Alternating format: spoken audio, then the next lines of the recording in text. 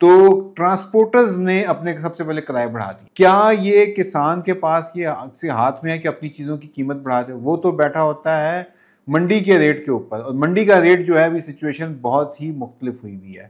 اور اب سچویشن کو تھوڑا سا سمجھنے کی ضرورت ہے. بتانا یہ چاہ رہا ہوں کہ سمجھنے کی ضرورت کس امر کی ہے.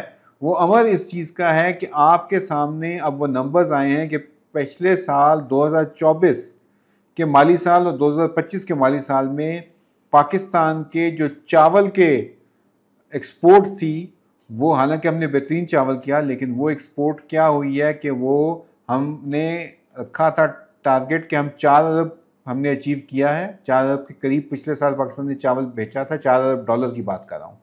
اور اب کے سال کیا ایسا ہوا کہ ہم نے ٹارگٹ رکھا تھا 5 ارب کا، اور ہم جو ہیں وہ 4 کیا ہم 3.25 پہ بیٹھے ہوئے.